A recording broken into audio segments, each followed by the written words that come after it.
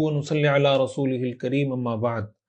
سیرت النبی صلی اللہ علیہ وسلم کا یہ مبارک سلسلہ اللہ کے فضل و کرم سے جاری ہے۔ آج ہماری 31ویں کلاس ہے اور ہمیشہ کی طرح میں آپ سے گزارش کروں گا کہ درود شریف کا بہت زیادہ اہتمام رکھیں۔ اللہم صلی علی سیدنا و مولانا محمد وعلی آل سیدنا و مولانا محمد وبارک وسلم۔ اور اس سبق کو بہت زیادہ اہمیت کے ساتھ، توجہ کے ساتھ، پورے اہتمام کے ساتھ سننے کی کوشش کریں، اس کے نوٹس بنائیں، ایک دفعہ نہیں بار بار سننے کی کوشش کریں، اور اس سے ہمیں جو چیزیں سیکھنے کو ملتی ہیں وہ چیزیں سیکھنے کی اور اس کو پریکٹس کرنے کی، اپنے عمل میں لانے کی کوشش کریں۔ اور یہ کوشش بھی ہم سب کو کرنی ہے، مجھے بھی، آپ کو بھی، ہم سب کو، کہ زیادہ سے زیادہ سیرت کو سننے سنانے کا ماحول بنائیں، زیادہ سے زیادہ لوگوں کو متوجہ کریں۔ ہمارا موضوع یہ چل رہا تھا کہ حضور علیہ الصلاۃ والسلام کا جو مشرکین کے ساتھ انٹریکشن تھا، انہوں نے کس کس طریقے سے حضور علیہ الصلاۃ والسلام کو پریشان کیا، یا اسلام کے راستے میں انہوں نے کس کس طریقے سے رکاوٹیں کھڑی کی۔ تو پیچھے ہم کافی 8 حربے ان کے ہم پڑھ چکے کہ کس کس طریقے سے انہوں نے کیا کیا راستہ اختیار کیا۔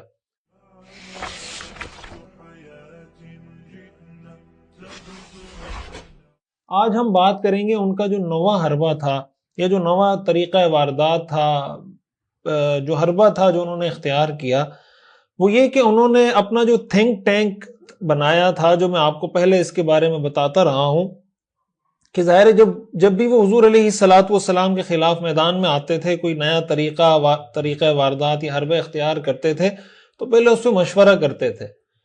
تو پہلے تو ان کے جو مشورے تھے وہ آپس میں چل رہے تھے، اب انہوں نے کہا کہ ہم اس مشورے کے دائرے کو مزید پھیلاتے ہیں، کچھ آگے جا کے مکہ سے باہر نکل کے لوگوں سے اس پہ مشاورت کرتے ہیں۔ گویا ان کا جو تھنک ٹینک تھا، پہلے اس میں جو لوگ تھے وہ صرف مکہ کے لوگ تھے، اب انہوں نے کہا کہ ہم آؤٹ سائڈرز کو بھی اس میں لیتے ہیں، ان سے مشورہ کرتے ہیں اور ان کے ساتھ مل کے کوئی ایسا کوئی کام کرتے ہیں کہ جس کے ذریعے سے ہم کوئی ایسا راستہ اختیار کر سکیں کہ ہم ان کو لاجواب کر سکیں، یا ان کو کسی طرح ہم ان کا جواب دے سکیں۔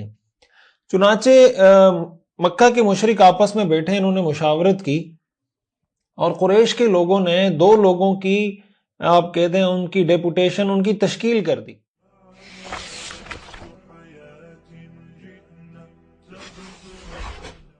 کہ بھائی نضر بن حارث اور عقبہ بن ابی معیط، ان دونوں کو کہا کہ تم ایسا کرو کہ یہودیوں کے جو احبار ہیں، احبار یہودیوں کے علماء کو کہا جاتا ہے، یہودی جو علماء ہوتے ہیں ان کو احبار کہا جاتا ہے، حبرن کی جمع ہے۔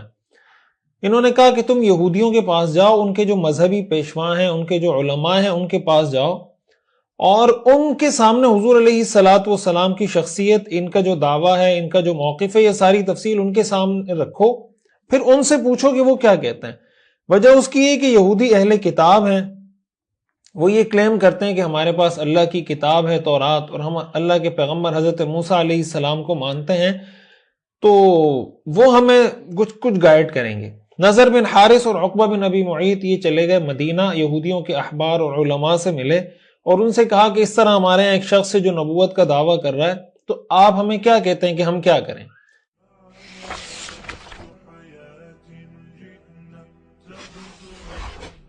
یہودیوں نے ان کو 3 سوالات بتائے کہ تم جا کے ان سے 3 سوالات کرنا، اور اگر ان 3 سوالات کے جوابات تمہیں مل جائیں تو تم سمجھ جانا کہ یہ پیغمبر ہیں، رسول ہیں اور نبی ہیں، اور اگر ان سوالوں کے جواب وہ نہ دے سکیں تو ایسے شخص کو قتل کر دینا چاہیے، اس کا مطلب یہ پیغمبر اور رسول نہیں ہے۔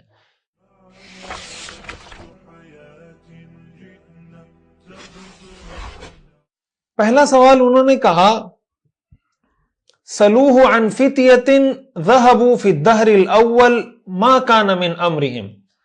ایک تو ان سے ان نوجوانوں کے بارے میں پوچھو جو بہت زمانہ پہلے گزر چکے ہیں، ذرا ان کے بارے میں پوچھو کہ ان کا معاملہ کیا تھا۔ فَإِنَّهُ قَدْ كَانَ لَهُمْ حَدِيثٌ عَجِيبٌ، ان کا ایک بڑا عجیب و غریب واقعہ ہے۔ تو ان سے ایک یہ پوچھنا کہ ان نوجوانوں کا کیا واقعہ تھا، ذرا اس کی تفصیل ہمیں بتائیں۔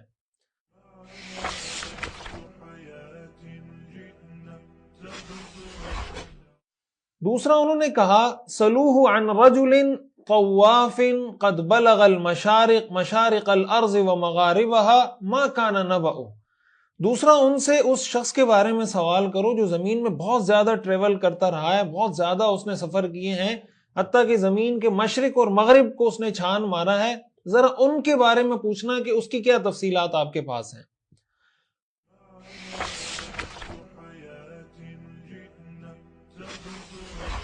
اور تیسرا سوال انہوں نے کہا سلوہ عن الروح، ان سے روح کے بارے میں سوال کرنا، اب کہ روح کی کیا حقیقت ہے۔ اگر وہ آپ کو جواب دے دیں تو پھر ان کی اتباع بھی کرو، ان کی بات بھی مانو، ان کے راستے پر بھی چلو، جو وہ کہیں ان کی بات مانو۔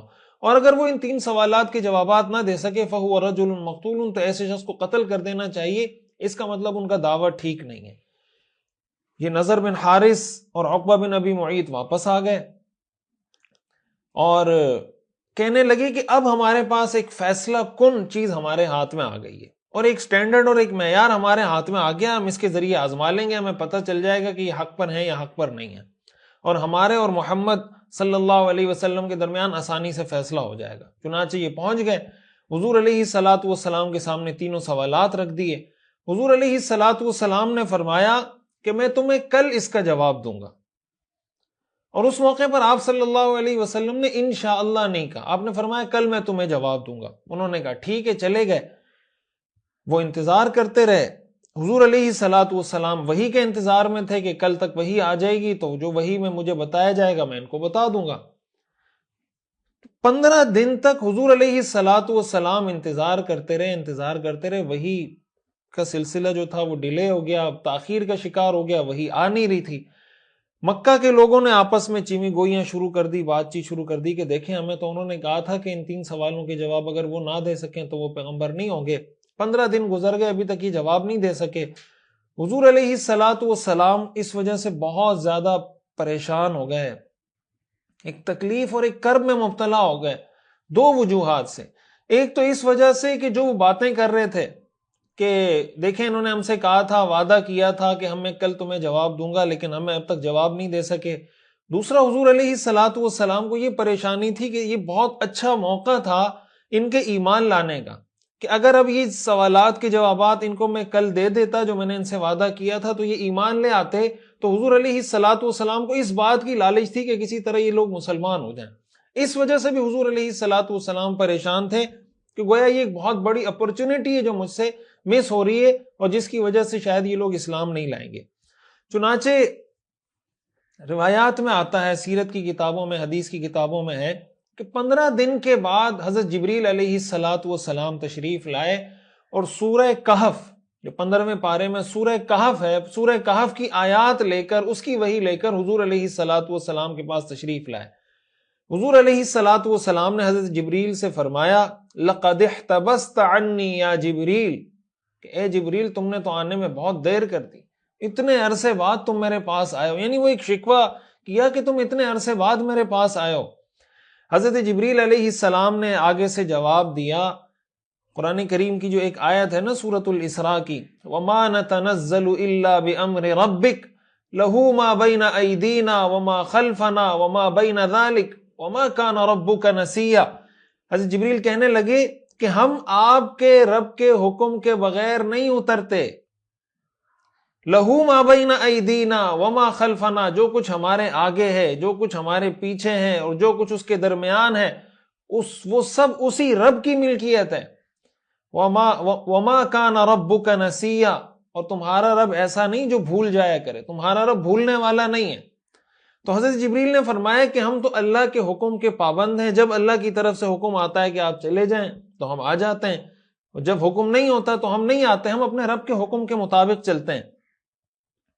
سورہ کہف کی انہی آیات کے اندر اللہ تعالیٰ نے حضور علیہ الصلوۃ والسلام کو یہ ارشاد فرمایا فَلَعَلَّكَ بَاخِعٌ نَفْسَكَ عَلَىٰ آثَارِهِمْ إِن لَّمْ يُؤْمِنُوا بِهَٰذَا الْحَدِيثِ أَسَفًا، کہ اے پیغمبر اگر یہ لوگ ایمان نہیں لائیں تو ایسا لگتا ہے کہ آپ افسوس کر کر کے اپنی جان کو ہی گھلا بیٹھیں گے، یعنی آپ کیوں اتنی فکر کر رہے ہیں کہ اب وہی نہیں آئی تو یہ لوگ مسلمان نہیں ہوں گے، یہ لوگ ایمان نہیں لائیں گے۔ آپ کو ان کی فکر کرنے کی اتنی زیادہ ضرورت نہیں کہ آپ اپنی جان کو خطرے میں ڈال دیں۔ لعلک باخع نفسک، آپ اپنی جان کو خطرے میں ڈال رہے ہیں صرف اس وجہ سے کہ کسی طرح یہ لوگ مسلمان ہو جائیں۔ آپ کا کام ہے آپ ان کو دعوت دیں، اگر یہ دعوت قبول کرتے ہیں، آپ اللہ کے پیغمبر ہیں، اللہ کے رسول ہیں، قبول کرتے ہیں تو فبہا، قبول نہیں کرتے تو آپ کو اس کی ٹینشن لینے کی کوئی ضرورت نہیں۔ چنانچہ سورہ کہف کے اندر اللہ تعالیٰ نے حضور علیہ السلام کو ان تینوں سوالات کے جوابات دے دیے، جو مشرکین نے یہودیوں کے ساتھ مشاورت کر کے اور ایک تھنک ٹینک بنا کے جو سوالات تیار کیے تھے، جو ایک سوال نامہ تیار کر کے حضور علیہ السلام کو پیش کیا تھا آپ کو جانچنے کے لیے، پرکھنے کے لیے، سورہ کہف میں اللہ تعالیٰ نے ان تینوں سوالات کے جوابات دے دیے۔ پہلے سوال کا جواب جو شروع ہوتا ہے وہ سورہ کہف کی آیت نمبر 9 اور 9 سے شروع ہوتا ہے۔ قرآن کریم میں اللہ تعالیٰ نے ارشاد فرمایا، ام حسبت ان اصحاب الکہف والرقیم کانوا من آیاتنا عجبا، کیا تمہارا یہ خیال ہے کہ غار والے اور رقیم والے، رقیم کا کیا مطلب ہے، ایک تفسیر کا موضوع ہے، جب آپ ان آیات کی تفسیر پڑھیں گے تو اس میں آپ اس کو پڑھ سکتے ہیں کہ یہ بھی غار کا نام ہے یا پہاڑ کا نام ہے وغیرہ وغیرہ، کہ تمہارا کیا خیال ہے کہ غار اور رقیم والے ہماری نشانیوں میں کچھ زیادہ ہی عجیب نشانیاں ہیں۔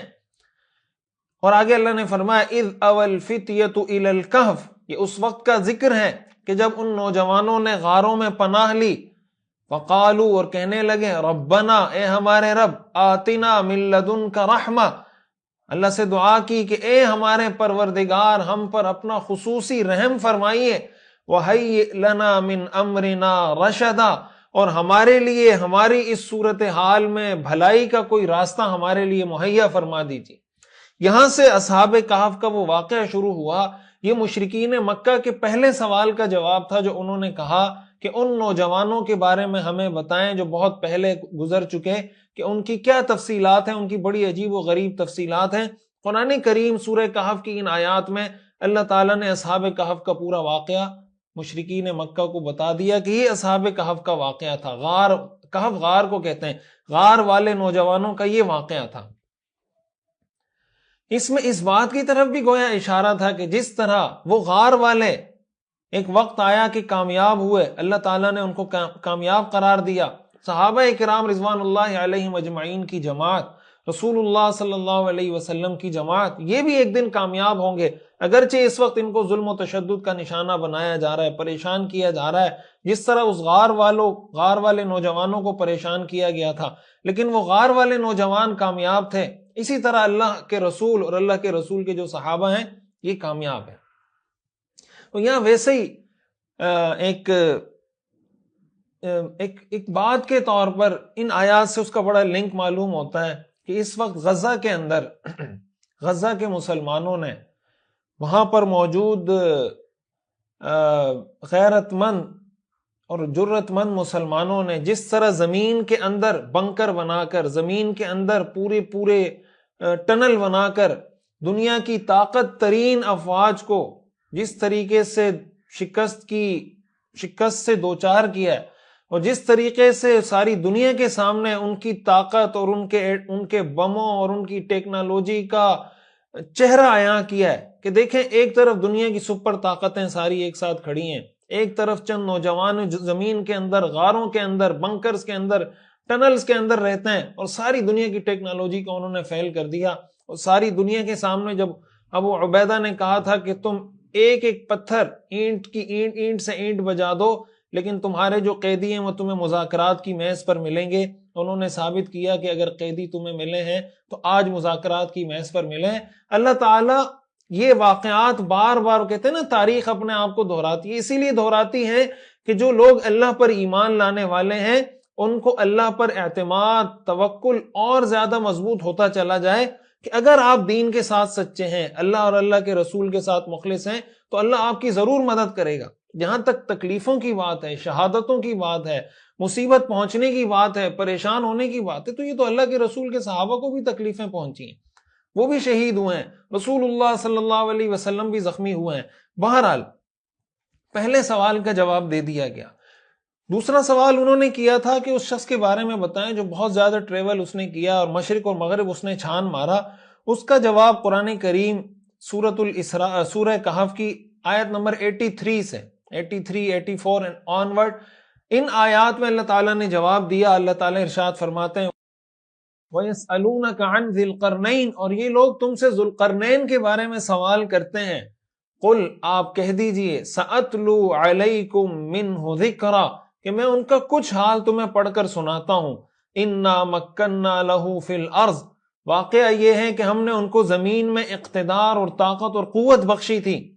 وَآتَيْنَاهُ مِنْ كُلِّ شَيْءٍ سَبَبًا، اور انہیں ہر کام کے وسائل عطا کیے تھے. فَأَتْبَعَ سَبَبًا، وہ آگے مزید آیات ہیں جس میں اللہ تعالیٰ نے ذوالقرنین کا پورا واقعہ ذکر کیا. ظاہر ہے ہم سیرت کے موضوع پہ بات کر رہے ہیں تو میں اصحاب کہف کا پورا واقعہ اور ذوالقرنین کا پورا واقعہ وہ میں یہاں بیان نہیں کرنا چاہتا تھا کہ ہم اپنے موضوع پر ہی رہیں اور اسی کو ہم ڈسکس کریں. ان کے دوسرے سوال کا جواب بھی ان کو دے دیا گیا. ہاں، یہ گزارش میں آپ سے ضرور کروں گا اور تاکید کے ساتھ اور بڑے ایمفیسائز کر کے بہت پرزور طریقے سے آپ سے یہ گزارش کروں گا کہ سورہ کہف کا مطالعہ ضرور کریں. میں اس کے آگے اس کے بارے میں کچھ احادیث آپ کے سامنے کوٹ کرتا ہوں کہ اس کے بارے میں ہمیں کیا کیا حضور علیہ الصلوۃ والسلام نے بتایا. تیسرا سوال جو انہوں نے کیا وہ تھا روح کے بارے میں، کہ روح کی حقیقت کیا ہے. قرآن کریم میں اللہ تعالیٰ نے ارشاد فرمایا وَيَسْأَلُونَكَ عَنِ الرُّوحِ، یہ آپ سے روح کے بارے میں پوچھتے ہیں. قُلِ الرُّوحُ مِنْ أَمْرِ رَبِّي، آپ کہہ دیجئے کہ روح میرے پروردگار کے حکم سے بنی ہے. وَمَا أُوتِيتُم مِّنَ الْعِلْمِ إِلَّا قَلِيلًا، اور تمہیں جو علم دیا گیا ہے وہ تو بس تھوڑا سا ہی علم ہے. تو قرآن کریم میں اللہ تعالیٰ نے یہ بتا دیا کہ بھئی روح کے بارے میں ان کو بتائیں کہ روح میرے رب کا حکم ہے، میرے رب کے حکم سے بنی ہے اور تمہیں بہت تھوڑا علم دیا گیا ہے.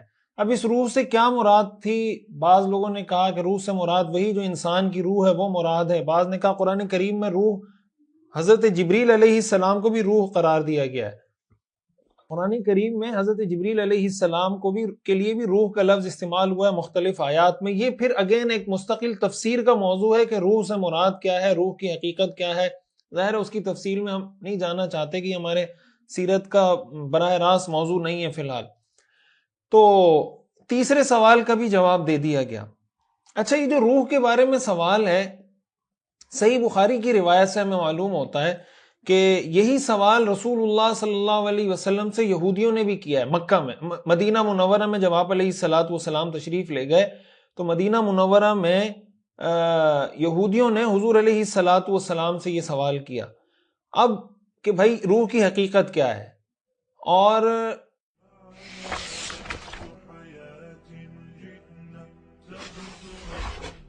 اب یہ سوال پیدا ہوتا ہے کہ آیا یہ سوال مکہ کے مشرکوں نے حضور علیہ الصلوۃ والسلام سے کیا تھا یا مدینہ کے یہودیوں نے کیا تھا؟ تو اتنی بات تو ہمیں دیکھیں واقعے سے معلوم ہو رہی ہے کہ بنیادی طور پہ یہ سوال تھا یہودیوں کا سوال تھا. انہوں نے مشرکین کو یہ بتایا تھا کہ جا کے یہ سوال کریں. تو مشرکین نے بھی یہ سوال کیا اور جب حضور علیہ الصلوۃ والسلام مدینہ منورہ تشریف لائے تو مدینہ منورہ میں یہودیوں نے بھی حضور علیہ الصلوۃ والسلام سے یہ سوال کیا. اسی وجہ سے علامہ ذہبی نے، حافظ ابن حجر رحمۃ اللہ علیہ نے، علامہ ابن کثیر رحمۃ اللہ علیہ نے اور دیگر کئی سیرت نگاروں اور مفسرین نے یہ بات لکھی ہے کہ عین ممکن ہے کہ یہ سوال دونوں کی طرف سے کیا گیا اور حقیقت میں یہ سوال یہودیوں کا ہی ہے. یعنی جو مشرکین نے سوال کیا ہے وہ بھی یہودیوں کا ہی سوال تھا. تو دونوں دفعہ حضور علیہ الصلوۃ والسلام سے یہ سوال کیا گیا اور دونوں دفعہ یہ آیات نازل ہوئی. یہ بھی روایات میں آتا ہے کہ جب یہ آیات نازل ہوئی کہ بھئی تمہارے پاس جو علم ہے وہ تو بہت تھوڑا ہے، تمہیں کیا روح کی حقیقت بتائی جائے یا تم کیا جان سکتے ہو روح کی حقیقت. تو اس پر یہودی کہنے لگے کہ ہمارے پاس تو تورات ہے اور تورات اللہ کے احکام پر مشتمل ہے، اور جس کے پاس تورات ہو اس کو یہ نہیں کہا جا سکتا کہ تمہارے پاس بہت تھوڑا علم ہے. یعنی حضور علیہ الصلوۃ والسلام کو انہوں نے اس طریقے سے کاؤنٹر کرنے کی کوشش کی کہ یہ جو تم نے کہا وما اوتیتم من العلم الا قلیلا، کہ جو تمہیں علم دیا گیا وہ بہت تھوڑا ہے، تو بھائی ہمارے پاس تو تورات اللہ کی کتاب ہے اور اللہ کی کتاب کو آپ تھوڑا کیسے کہہ سکتے ہیں. اس پر قرآن کریم کی یہ آیات نازل ہوئی. سورہ کہف ہی کی آیات ہیں قل لو کان البحر مدادا لکلمات ربی لنفد البحر قبل ان تنفد کلمات ربی ولو جئنا بمثله مددا. آپ کہہ دیجئے کہ اگر میرے رب کی باتیں لکھنے کے لیے سمندر سیاہی بن جائے، سارے سمندر سیاہی بن جائیں، لنفد البحر قبل ان تنفد کلمات ربی، تو میرے رب کی باتیں ختم نہیں ہوں گی کہ اس سے پہلے سمندر خشک ہو چکا ہوگا. یعنی یہ جو تم کہہ رہے ہو ہمارے پاس تورات ہے، بھائی یہ بھی اللہ کا دیا ہوا ہے، اور اللہ کے پاس جو علم ہے اگر اس کو آپ لکھنے بیٹھیں گے، سارے سمندر کو آپ سیاہی بنا دیں، دنیا کے 7 سمندروں کو اس سے لکھنا شروع کر دیں، اللہ کے علم کو، اللہ کی صفات کو، اللہ کے کلمات کو لکھنے سے پہلے پہلے سارے سمندر خشک ہو جائیں گے۔ وَلَوْ جِئْنَا بِمِثْلِهِ مَدَدًا، اگرچہ اس سمندر کی کمی کو پورا کرنے کے لیے ہم ویسا ہی ایک اور سمندر لے آئیں، یعنی دنیا میں جتنے سمندر موجود ہیں اس سے لکھیں، پھر اتنا سمندر اور لے آئیں، پھر بھی اللہ کے کلمات اور اللہ کے علم کا احاطہ نہیں کر سکتے۔ اس لیے یہ جو تمہیں کہا گیا ہے کہ تمہارے پاس تھوڑا علم ہے، اس لیے اس پہ تمہیں پتا ہونا چاہیے کہ تورات اللہ کی کتاب ہے، لیکن ظاہر ہے اللہ کے پاس جو علم ہے تو بہت زیادہ ہے۔ تو اس چیز کی بھی وضاحت قرآن کریم سورہ کہف کی اس آیت کے اندر کر دی گئی۔ اچھا، یہ ساری تفصیل جو ہم نے پڑھی اس واقعے کی کہ نضر بن حارث، عقبہ بن ابی معیط، یہ سارے آئے حضور کے پاس اور ساری تفصیلات، یہ حضور علیہ الصلوۃ والسلام نے جب سارے جوابات دے دیے، یہ ایمان پھر بھی نہیں لائے، یعنی یہ ان کے سوالات تھے، حضور علیہ الصلوۃ والسلام نے اس کے جوابات بھی دیے، اور آگے میں کچھ تفصیل بتاؤں گا کہ رسول اللہ صلی اللہ علیہ وسلم سے کچھ اسی طرح کے سوالات یہودیوں نے بھی کیے تھے، اور اس کی تفصیل کیا تھی وہ بھی میں آگے عرض کرتا ہوں۔ حضور علیہ الصلوۃ والسلام نے اس کے بھی جوابات دیے، اور یہودیوں نے اس کو بھی تسلیم کرنے سے انکار کر دیا۔ ادھر جو مشرکین مکہ تھے، انہوں نے حضور علیہ الصلوۃ والسلام کے جوابات سنے، اور سارے جوابات بھی ٹھیک تھے، ان کو کسی جواب پر کوئی اعتراض بھی نہیں تھا، لیکن جیسے میں بار بار یہ بتاتا رہتا ہوں کہ میں نہ مانوں اس کا کوئی علاج نہیں ہوتا۔ جب ایک آدمی ایک دفعہ طے کر لیتا ہے کہ میں نے حق بات کو تسلیم نہیں کرنا، پھر آپ اس کو جتنے بھی دلائل دے دیں، کوئی دلیل اس کے سامنے کام نہیں کرتی، حتیٰ کہ اللہ کے رسول صلی اللہ علیہ وسلم جب قرآن کی آیات ان کے سامنے تلاوت کر رہے ہوں پھر بھی ان کو ہدایت نہیں ملتی۔ اس لیے اللہ تعالیٰ سے ہمیشہ انسان کو ہدایت کی دعا کرنی چاہیے، اہدنا الصراط المستقیم صراط الذین انعمت علیہم، کہ ہمیں صراط مستقیم پر چلائیے، ان لوگوں کے راستے پر چلائیے جن پر آپ نے انعام کیا ہے۔ اور ایک بات یہاں پر یہ بھی سمجھنے کی ہے کہ رسول اللہ صلی اللہ علیہ وسلم نے ان سوالات کے جو جوابات دیے، یہی ان کے جوابات تھے، یعنی اگر ان کے علاوہ کوئی جواب دیا جاتا، یا اس کے علاوہ جیسے مثلا روح کے بارے میں انہوں نے سوال کیا اور روح کے بارے میں آپ نے اتنا ہی جواب دیا کہ قل الروح من امر ربی، اسی طرح اصحاب کہف کے بارے میں سوال کیا تو اصحاب کہف کی تعداد کتنی تھی وغیرہ وغیرہ، کچھ ایسی تفصیلات جو قرآن میں بیان نہیں کی گئی، یہی اس کا اصل جواب تھا، اور یہی جواب ان کو مطلوب تھا۔ اگر اس کے علاوہ کوئی جواب دیا جاتا، اس میں یا کمی ہوتی یا جواب میں کوئی زیادتی ہوتی، تو یہ رسول اللہ صلی اللہ علیہ وسلم کی نبوت کی دلیل اور نشانی نہیں ہوتی۔ یہ جوابات بالکل ایز اٹ از جس طرح قرآن میں دیے گئے، یہ جوابات ایز اٹ از رسول اللہ صلی اللہ علیہ وسلم کے نبی ہونے کی نشانی تھی۔ یہی وجہ ہے کہ ان جوابات پر ان کا کوئی اعتراض نہیں، یعنی اس جواب پر ان کا کوئی اعتراض نہیں کہ آپ نے تو ہمیں روح کی حقیقت بتائی نہیں، یا آپ نے تو ہمیں اصحاب کہف کی تعداد بتائی نہیں، یا ذوالقرنین کا تو آپ نے ہمیں نام بتایا نہیں، وغیرہ وغیرہ، یہ سارے کوئی اعتراض ان کی طرف سے نہیں ہوا۔ اس کا مطلب یہی جوابات ہیں۔ یہ بات میں اس لیے عرض کر رہا ہوں کہ بعد میں مستشرقین کی طرف سے، ملحدین کی طرف سے قرآن پر اور سیرت پر جو اعتراضات کیے گئے، ان میں سے ایک اعتراض یہ بھی کیا گیا کہ جناب ان سوالوں کا پورا تشفی بخش، تسلی بخش جواب تو دیا نہیں گیا۔ بھائی اگر پورا تسلی بخش، تشفی بخش جواب دیا جاتا، یہ اس بات کی نشانی ہوتی کہ حضور علیہ الصلوۃ والسلام معاذ اللہ وہ رسول نہیں ہے، لیکن آپ اللہ کے رسول تھے تو ان کو پتا تھا یہودیوں کا کہ اس کا کیا جواب دیا جائے گا اور کس حد تک اس کا جواب دیا جائے گا۔ تو ان جوابات کا اس طریقے سے اور اس فارمیٹ پر ہونا، یہی اللہ کے رسول صلی اللہ علیہ وسلم، حضرت محمد صلی اللہ علیہ وسلم کے اللہ کے رسول، پیغمبر اور اللہ کے نبی ہونے کی نشانی اور علامت ہے۔ دوسری بات مستشرقین کی طرف سے یہ کی گئی کہ دیکھیں اس موقع پر رسول اللہ صلی اللہ علیہ وسلم نے انشاءاللہ نہیں کہا، تو اس پر آیات کے نزول کے اندر تاخیر ہوئی، وحی کے نزول کے اندر تاخیر ہوئی، تو اس موقع پر تو یہ تھا کہ فوری ان کو جواب دیا جاتا تاکہ جو چیلنج ان کا تھا وہ چیلنج پورا ہو سکے۔ تو یہ بات بھی اچھے طریقے سے یاد رکھیں کہ ان کا چیلنج یہ نہیں تھا کہ آپ ہمیں فوری طور پر جواب دیں، ان کا چیلنج یہ تھا کہ آپ ہمیں جواب دیں جو جواب ان کو دیا گیا۔ لہٰذا اگر ان کا یہ مطلب ہوتا، اگر ان کی یہ ڈیمانڈ ہوتی، تو یہ اعتراض اس وقت کے مشرکین کو کرنا چاہیے تھا نا۔ اس وقت کے مشرکین یہ اعتراض کرتے کہ ہم نے تو آپ سے فوری ڈیمانڈ کی تھی، آپ ہمیں 15 دن بعد کیوں جواب دے رہے ہیں؟ انہوں نے تو یہ اعتراض نہیں کیا، حالانکہ سوال کرنے والے وہ تھے۔ آج کے مستشرقین، ملحدین اور دین کے دشمن یہ اعتراض کر رہے ہیں، اس کا مطلب یہ دین کی دشمنی میں ان سے بھی آگے بڑھے ہوئے کہ ان کی ڈیمانڈ تھی، ان کو جواب ملا، انہوں نے جواب میں کاؤنٹر یہ نیریٹو پیش نہیں کیا کہ آپ نے ہمیں فوری جواب کیوں نہیں دیا، اور بعد کے مستشرقین سیرت پر یہ اعتراض کر رہے ہیں۔ اس کا مطلب ان کی جو دشمنی ہے اللہ کے رسول کے ساتھ اور دین کے ساتھ، وہ ان کی دشمنی سے بھی بہت زیادہ بڑی ہوئی ہے۔ اس لیے یہ اعتراض کرنا یہ بھی بالکل ایک بیجا قسم کا اور فضول قسم کا اعتراض ہے۔ اس موقع پر چونکہ ہم یہ بات ذکر کر رہے ہیں کہ حضور علیہ الصلوۃ والسلام سے جو دین کے دشمن تھے وہ کس کس قسم کے سوالات کرتے تھے، یا ان کا جو طریقہ واردات ہوتا تھا وہ کیا ہوتا تھا، تو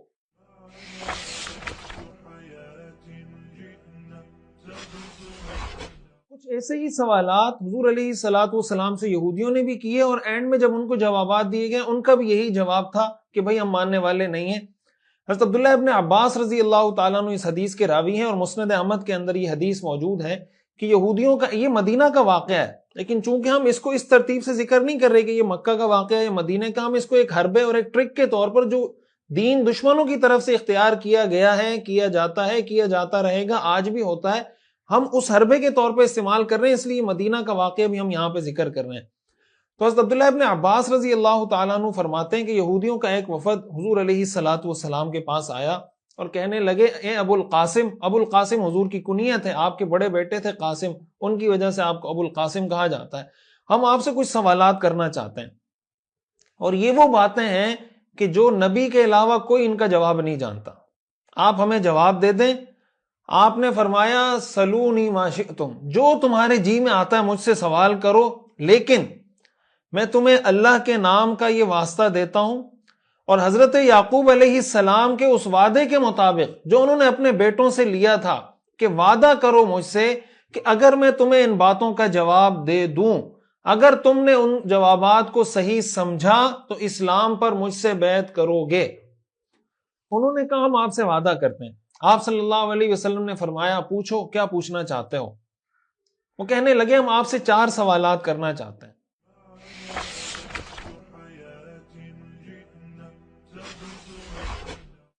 پہلا سوال یہ ہے کہ ہمیں یہ بتائیے کہ وہ کون سا کھانا تھا جو حضرت یعقوب علیہ السلام نے تورات نازل ہونے سے پہلے اپنے اوپر حرام کر دیا تھا۔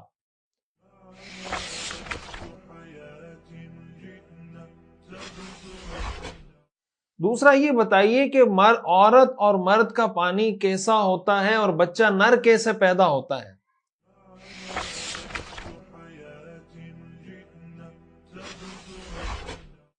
تیسرا یہ بتائیے کہ اس نبی امی کی نیند میں کیا کیفیت ہوتی ہے، یعنی آپ جب سوتے ہیں تو آپ کی کیا کیفیت ہوتی ہے۔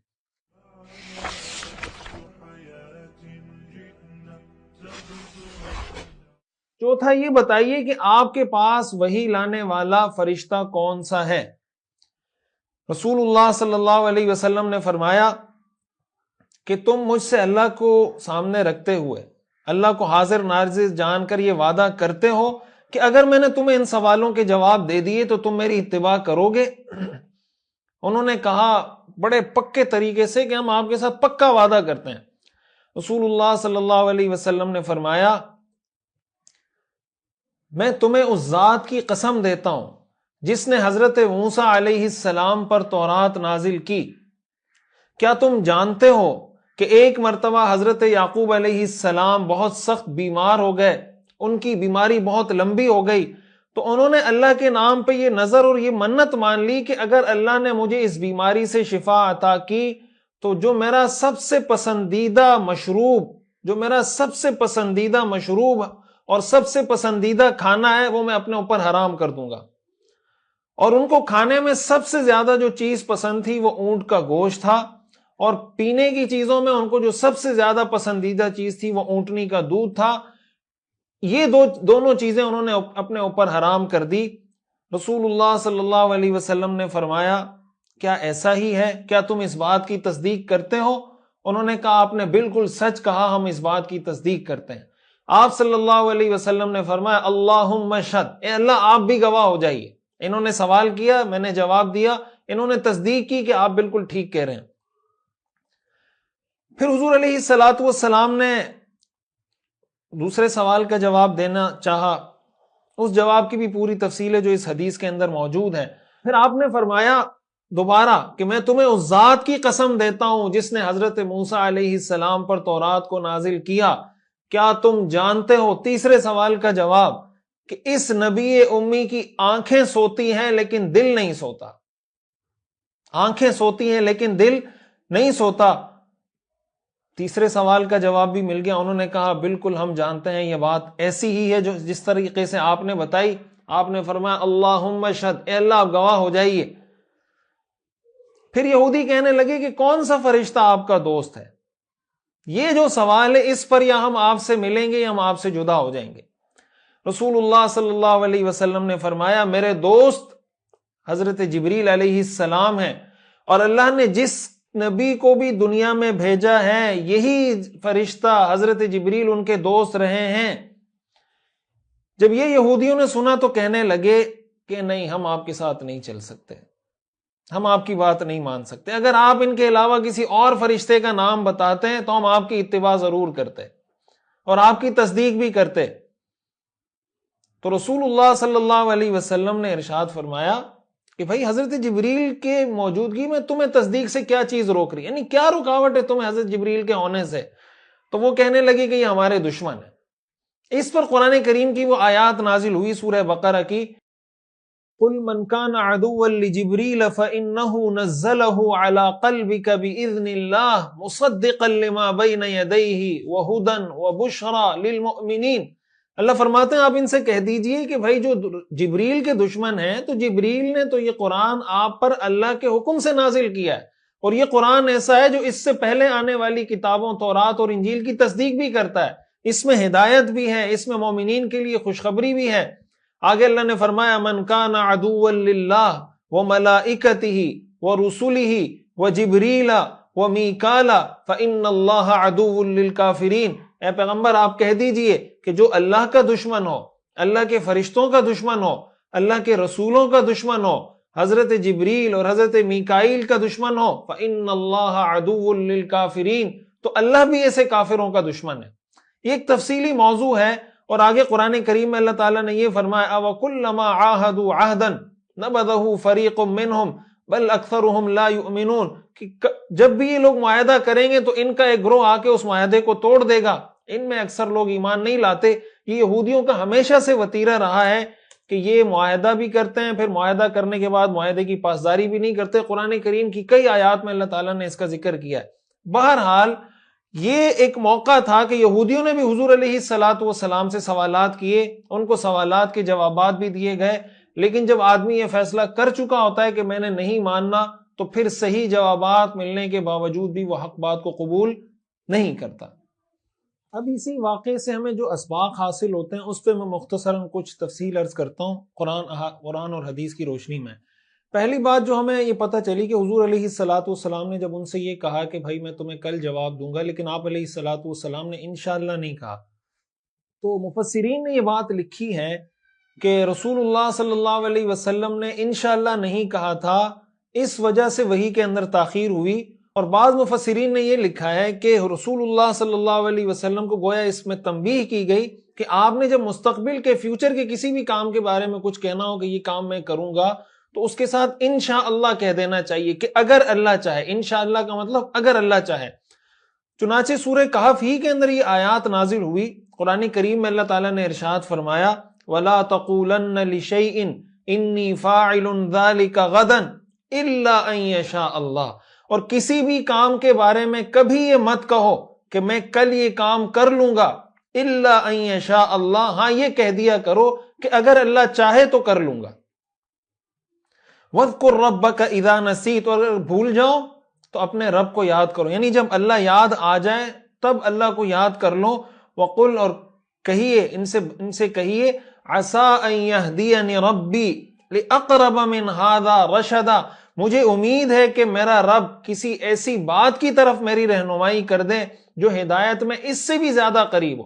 یعنی تمہیں تو ہدایت کے لیے ان سوالوں کے جوابات چاہیے تھے، ان سوالوں کے جوابات بھی دے دیے گئے، اس سے زیادہ اور بھی اللہ نے مجھے ایسے معجزات دیے، اور بھی ایسی فضیلتیں، اور بھی ایسی نشانیاں دیں کہ اگر کوئی ہدایت حاصل کرنا چاہے تو اس کی ہدایت حاصل کرنے کے لیے کافی ہے۔ اس سے ہمیں کیا سبق حاصل ہوتا ہے؟ پہلا سبق تو یہ حاصل ہوتا ہے کہ جب بھی کسی کام کے بارے میں یہ کہنا ہو کہ یہ کام میں کل کروں گا، 1 سال بعد کروں گا، 10 سال بعد کروں گا، میرا یہ فیوچر پلان ہے، 25 سال بعد ہمارا یہ ویژن ہے، 25 سال بعد ہمارا یہ آبجیکٹو، یہ گول ہے، اس کے ساتھ انشاءاللہ ضرور کہہ دینا چاہیے۔ یہ قرآن کریم کی تعلیم ہے اور یہ سیرت کا ایک بہت بڑا اہم میسج اور پیغام ہے۔ اس کا فائدہ یہ ہوتا ہے کہ آپ کے کام کے اندر برکت ہو جاتی، اللہ کا نام اس میں شامل ہو جاتا ہے۔ اور انشاءاللہ کہنے میں ایک اور بڑی حکمت علماء نے لکھی ہے کہ بظاہر تو ایک چھوٹا سا جملہ ہے، لیکن اس میں اللہ پر توکل، اللہ پر اعتماد اس سے جھلکتا ہے کہ بھائی میں نے سارے اسباب اختیار کر لیے ہیں، ساری منصوبہ بندی کر لی ہے، ساری پلاننگ کر لی ہے، لیکن اسباب کے اندر اثر ڈالنے والی ذات وہ اللہ تعالیٰ کی ہے۔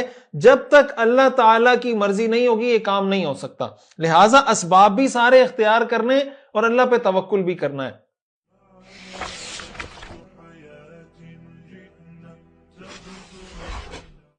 چنانچہ ان آیات کے نازل ہونے کے بعد حدیث میں آتا ہے رسول اللہ صلی اللہ علیہ وسلم اس بات کا بہت اہتمام کرتے تھے کہ جب بھی کوئی ایسی بات جو آپ نے کل کے بارے میں، مستقبل کے بارے میں کہنی ہوتی تو آپ انشاءاللہ کہا کرتے تھے، اور یہ صرف رسول اللہ صلی اللہ علیہ وسلم کو ہدایت نہیں تھی،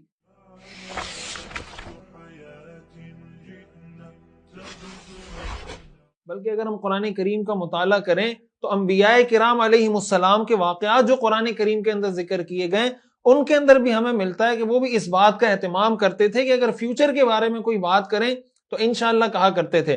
حضرت موسیٰ علیہ السلام اور حضرت خضر علیہ السلام کا واقعہ قرآن میں موجود ہے کہ جب حضرت موسیٰ علیہ السلام کی ملاقات ہوئی حضرت خضر علیہ السلام سے تو حضرت خضر نے کہا کہ آپ میرے ساتھ نہیں چل سکتے، تو حضرت موسیٰ علیہ السلام نے آگے سے جواب میں کہا ستجدنی انشاء اللہ صابرا، کہ انشاءاللہ آپ مجھے صبر کرنے والا پائیں گے، اگر اللہ چاہے تو آپ مجھے صبر کرنے والا پائیں گے، ولا اعصی لک امرا، اور میں آپ کے کسی حکم کی خلاف ورزی نہیں کروں گا۔ حضرت موسیٰ علیہ السلام نے انشاءاللہ کہا۔ اسی طرح حضرت موسیٰ علیہ السلام کو جو دوسرا واقعہ ہے کہ جب وہ فرعون جب ان کے پیچھے لگا، ان کو قتل کرنے کے در پہ تھا، حضرت موسیٰ علیہ السلام مصر چھوڑ کر مدین آئے، اور مدین میں آ کر جو 2 لڑکیاں تھیں وہ اپنا پانی نہیں بھر پا رہی تھیں، حضرت موسیٰ علیہ السلام نے ان کو پانی بھر کے دیا۔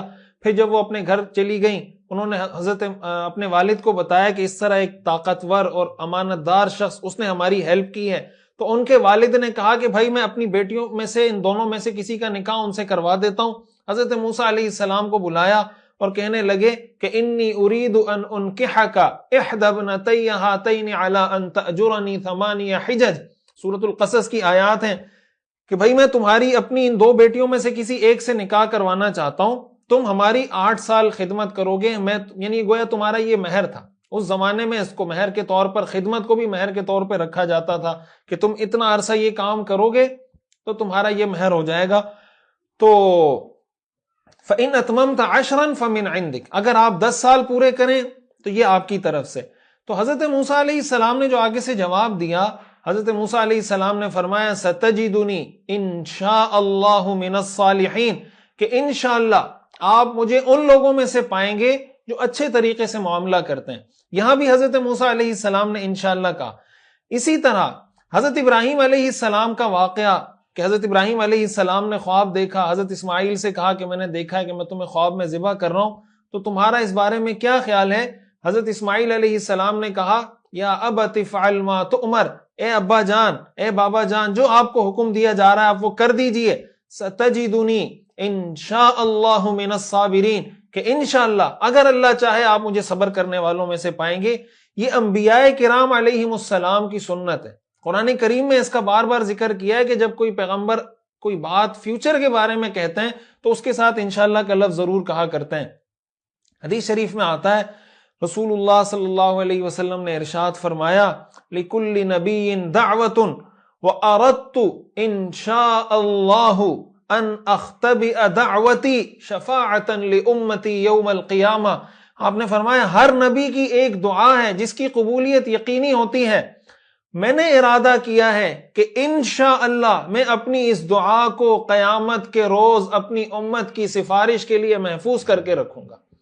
یعنی اللہ تعالیٰ نے مجھے اختیار دیا ہے کہ بھائی تم بھی وہ دعا مانگو، ہر نبی نے دنیا میں وہ دعا مانگ لی، آپ نے فرمایا میں نے وہ دعا نہیں مانگی، میں نے وہ محفوظ کر کے ریزرو کر کے بچا کے رکھی ہوئی ہے کہ قیامت کے دن میں وہ دعا اللہ سے مانگوں گا کہ اللہ میری امت کو جنت میں داخل کر دیجیے، میری امت کو جہنم کے عذاب سے بچا لیجیے۔ یہ رسول اللہ صلی اللہ علیہ وسلم کی اس امت کے ساتھ محبت ہے، اس امت کے ساتھ آپ کی شفقت ہے کہ آپ اگر چاہتے تو آپ اپنی تکلیفوں کے لیے، اپنی پریشانیوں کے لیے دعا کرتے کہ اللہ میری یہ پریشانی دور کر دے، میرے یہ مسائل حل کر دے، میری یہ ٹینشن حل کر دے۔ آپ علیہ الصلوۃ والسلام نے اس کو محفوظ کر کے رکھا، اور آپ نے فرمایا کہ اس کو میں اس وقت یوٹیلائز کروں گا، اس دعا کو، اس آپشن کو میں اس وقت استعمال کروں گا جب میری امت کو ضرورت ہوگی، اور میں اپنی امت کی شفاعت کروں گا۔ تو کچھ غیرت ہمیں بھی کرنی چاہیے۔ جب رسول اللہ صلی اللہ علیہ وسلم کو ہماری اتنی فکر ہے تو ہمیں اپنے رسول کی کتنی فکر ہے؟ کیا ہم اپنے رسول کی زندگی کو جانتے ہیں، ان کی سیرت کو پڑھتے ہیں؟ ان سے ہمیں وہ محبت ہے کہ جو علم پر مبنی ہو، معلومات پر مبنی ہو، حقیقت میں ان کی سیرت کو پڑھ کر جو ہمیں محبت حاصل ہوگی۔ جذباتی محبت تو یقیناً ہر مسلمان کو، لیکن اس محبت کا ایک اور پہلو ہے کہ ہم ان کو پڑھیں، پھر یہ دیکھیں کہ ہمیں وہ ہم سے کتنی محبت کرتے تھے۔ انہوں نے اس دعا کو محفوظ کر کے رکھا۔ اس موقع پر بھی حضور علیہ الصلوۃ والسلام نے انشاءاللہ کا لفظ کہا۔ اسی طرح حدیث میں آتا ہے، صحیح مسلم کی حدیث ہے کہ رسول اللہ صلی اللہ علیہ وسلم ایک مرتبہ ایک قبرستان سے گزرے تو آپ نے فرمایا السلام علیکم دار قوم مؤمنین وإنا انشاء اللہ بکم لاحقون، کہ تم پر سلامتی ہو، السلام علیکم، اے مومنین کے گھرانوں تم پر سلامتی ہو، اور انشاءاللہ ہم بھی تم سے ملنے والے ہیں۔ یعنی آج تم قبر میں ہو، ایک وقت آئے گا کہ ہم بھی تمہارے ساتھ آ کر مل جائیں گے۔ یہ قبرستان جانے کی مسنون دعا بھی ہے، اس کا اہتمام کرنا چاہیے۔ جب بھی قبرستان جائیں اس دعا کا اہتمام کریں، السلام علیکم دار قوم مؤمنین وإنا انشاء اللہ بکم لاحقون، کہ تم پر سلامتی ہو اور انشاءاللہ ہم بھی تم سے ملنے والے ہیں۔ اس میں یہ میسج بھی ہے کہ انسان جب قبرستان سے گزرے اس کو اپنی موت یاد آنی چاہیے۔ ہمارے ہاں قبرستانوں میں آج لوگ مخصوص دنوں میں جاتے ہیں جب وہاں رش کش ہو، جب وہاں میلہ ہو، کوئی شب برات ہو، کوئی شب قدر ہو، کوئی ایسا موقع کہ قبرستان بھی اس وقت جانا ہے، کہ اس کو بھی ایک ایونٹ بنایا ہوا ہے کہ اس کے علاوہ ہم قبرستان نہیں جائیں گے۔ قبرستان ایسی حالت میں جانا چاہیے، قبر کو ایسی حالت میں ہونا چاہیے کہ اس کو دیکھ کر انسان کو اپنی موت یاد آئے اور انسان اپنے گناہوں سے توبہ کرے اور اپنی زندگی پر نظر ثانی کرے۔ پھر اس کے بعد آپ علیہ الصلوۃ والسلام نے فرمایا وَدِدْتُ أَنَّا قَدْ رَأَيْنَا إِخْوَانَنَا، میرے دل میں بڑی چاہت ہے کہ میری اپنے بھائیوں سے ملاقات ہوتی۔ صحابہ نے عرض کیا اَوَلَسْنَا إِخْوَانَكَ یا رسول اللہ، اے اللہ کے رسول کیا ہم آپ کے بھائی نہیں ہیں؟ آپ نے فرمایا انتم اصحابی، تم میرے صحابہ ہو، وَإِخْوَانُنَا الَّذِينَ لَمْ يَأْتُوا بَعْدْ، میرے بھائی وہ ہیں جو اب تک آئے نہیں لیکن مجھ پر ایمان لے آئیں گے، میرے بعد آئیں گے اور مجھ پر ایمان لائیں گے۔ آپ نے صحابہ نے عرض کیا کیف تعرف من لم یأت بعد من امتک یا رسول اللہ، صحابہ نے پوچھا یا رسول اللہ آپ کی امت میں جو لوگ آپ کے بعد آئیں گے، آپ قیامت کے دن ان کو کیسے پہچانیں گے؟ یا اگر ان کی آپ سے ملاقات ہوتی ہے آپ ان کو کیسے پہچانیں گے؟ آپ نے فرمایا ارأیت، آپ مجھے یہ بتائیں، لو ان رجلا، کہ ایک شخص ہے، لہو خیل غیر محجلت بین ظہری خیل دہم بہم الا یعرف خیلہ، کہ تم مجھے یہ بتاؤ کہ ایک شخص ہے جس کے پاس سیاہ گھوڑے ہیں اور کچھ گھوڑے ایسے ہیں جن کی پیشانی، جن کا چہرہ بھی سفید ہے اور ان کے پاؤں بھی سفید ہیں، تو کیا سفید پاؤں والے اور سفید چہرے والے گھوڑوں کو وہ سیاہ اور کالے گھوڑوں سے الگ کر کے پہچان پائے گا یا نہیں پہچان پائے گا؟ الا یعرف خیلہ، صحابہ نے کہا یا رسول اللہ وہ تو واضح پتہ چل جائے گا کہ یہ کالے گھوڑے ہیں، یہ سفید چہروں والے گھوڑے ہیں۔ آپ نے فرمایا میری امت کے جو لوگ ہیں، میرے جو بھائی ہیں، فَإِنَّهُمْ يَأْتُونَ غُرًّا مُحَجَّلِينَ مِنَ الْوُضُوءِ، کہ قیامت کے دن جب میرے یہ بھائی آئیں گے تو وضو کی بنا پر ان کے چہروں پر روشنی ہوگی، ان کے سفید ہاتھوں کے ساتھ وہ آئیں گے، وَأَنَا فَرَطُهُمْ عَلَى الْحَوْضِ، اور میں حوض پر ان کا انتظار کر رہا ہوں گا، میں حوض پر ان کے لیے پہلے سے موجود ہوں گا۔ پھر آپ نے فرمایا الا یہ بات کان کھول کر سن لو، لَيُذَادَنَّ رِجَالٌ عَنْ حَوْضِي كَمَا يُذَادُ الْبَعِيرُ الضَّالُ، کہ کچھ لوگوں کو میرے حوض سے دھتکارا جا رہا ہوگا، دور کیا جا رہا ہوگا، جیسے کہیں اور کا بھٹکا ہوا اونٹ جو اس ریوڑ کا حصہ نہیں ہوتا اس کو دور کیا جاتا ہے کہ بھئی تم ہمارے ریوڑ میں شامل مت ہو، اس لیے کہ تم ہمارے اونٹ ہمارے تو نہیں ہے، مطلب ہمارا نہیں ہے، یہ اونٹ کسی اور کا ہے، اس کو شامل نہیں ہونے دیا جاتا۔ اس طریقے سے کچھ لوگوں کو پرے ہٹایا جا رہا ہوگا۔ انادیہم، میں ان کو آواز دوں گا، میں کہوں گا الا ہلم، ادھر آؤ، تو کہا جائے گا انہم قد بدلوا بعدک، یہ وہ لوگ ہیں جنہوں نے آپ کے بعد دین کو تبدیل کر دیا تھا۔ فاقول، تو میں کہوں گا سحقا سحقا، دور ہو جاؤ، مجھ سے دور ہو جاؤ۔ یہ بہت خطرناک حدیث ہے ہم سب کے لیے، بہت اہم بھی ہے، اس میں خوشخبری بھی بہت بڑی ہے اور خطرہ بھی بہت بڑا ہے۔ سب سے پہلی بات جس کے لیے ہم نے یہ حدیث یہاں ذکر کی کہ آپ علیہ الصلوۃ والسلام نے یہاں پر بھی انشاءاللہ کا لفظ استعمال کیا، پہلی بات تو یہ کہ انشاءاللہ کا اہتمام کرنا چاہیے۔ دوسری بات یہ کہ رسول اللہ صلی اللہ علیہ وسلم نے فرمایا انتم اصحابی، کہ تم میرے صحابہ ہو۔ ہمارے بارے میں کہا ہم اخوانی، یہ میرے بھائی ہیں۔ رسول اللہ صلی اللہ علیہ وسلم نے ہم سب مسلمانوں کو اپنا بھائی قرار دیا۔ کتنا بڑا حضور کا اعلیٰ ظرف ہے، کتنی بڑی حضور علیہ الصلوۃ والسلام کی شخصیت، اعلیٰ اخلاق ہیں کہ اپنے ایک امتی کو، ادنا امتی کو، گناہگار امتی کو اپنا بھائی قرار دے رہے ہیں، اور صحابہ کے سامنے اظہار کر رہے ہیں کہ کاش میری اپنے ان امتیوں سے ملاقات ہو جاتی۔ اس سے علماء نے لکھا ہے کہ یہ بات بھی معلوم ہوتی ہے کہ کسی اچھے کام کی تمنا کرنا، کسی اچھے انسان سے ملنے کی تمنا کرنا، کسی جائز کام کی خواہش کا اظہار کرنا کہ کاش یہ کام ہو جاتا، کاش میری فلاں عالم سے، فلاں بزرگ سے، فلاں شخصیت سے ملاقات ہو جاتی، یہ کام کرنا جائز ہے۔ دوسری بات ہمیں یہ معلوم ہوتی ہے کہ یہ جو صحابہ کی اصطلاح استعمال ہوتی ہے، ہم جو کہتے ہیں صحابہ کرام، یہ صحابہ کی اصطلاح خود حضور علیہ الصلوۃ والسلام نے، یہ ٹائٹل خود حضور نے صحابہ کو دیا، انتم اصحابی، تم میرے صحابہ ہو، تم میرے ساتھی ہو۔ تو صحابہ کی جو اصطلاح ہے یہ اللہ کے رسول صلی اللہ علیہ وسلم نے خود صحابہ کو الاٹ کی ہے کہ تم میرے بھائی تو ہو ہی، ساتھ ساتھ میرے صحابہ بھی ہو، جو بعد میں آئیں گے وہ صحابہ تو نہیں ہوں گے، میرے بھائی ہوں گے۔ تو صحابی کی جو اصطلاح ہے یہ بھی رسول اللہ صلی اللہ علیہ وسلم کی اختیار کردہ ہے۔ اور تیسری بات جو ہمیں معلوم ہوتی ہے وہ نماز اور وضو کی اہمیت، کہ حضور علیہ الصلوۃ والسلام قیامت کے دن اپنی امت کو کیسے پہچانیں گے؟ وضو کی وجہ سے اور سجدے کے نشانات کی وجہ سے، کہ وضو میں چہرہ دھونے کی وجہ سے ان کے چہرے واضح ہوں گے، ہاتھ دھونے کی وجہ سے ان کے ہاتھ چمک رہے ہوں گے، پاؤں دھونے کی وجہ سے ان کے پاؤں چمک رہے ہوں گے۔ تو جو آدمی نماز ہی نہ پڑھتا ہو، جس آدمی کی زندگی میں نماز کا اہتمام نہ ہو، تو آپ مجھے بتائیں کہ کیا حضور علیہ الصلوۃ والسلام قیامت کے دن اس کو پہچان پائیں گے؟ جس آدمی نے نماز ہی چھوڑ دی۔ اس لیے ہمیں اس سے بھی معلوم ہوتا ہے کہ نماز کی اسلام میں کتنی اہمیت ہے، وضو کی نماز اسلام کے اندر کتنی اہمیت ہے۔ اس بات کا بھی عزم کیجئے کہ اگر نمازوں میں کوئی کوتاہی ہو رہی ہے، یہ سیرت کا درس ہے، کوئی کمی ہو رہی ہے، تو آئندہ سے عزم کیجئے کہ آئندہ کے بعد میری کوئی نماز قضا نہیں ہوگی۔ پاکی کا اہتمام کرنا ہے، وضو کا اہتمام کرنا ہے، یہ وہ چیزیں جس کے ذریعے اللہ کے رسول قیامت کے دن اپنی امت کو پہچانیں گے۔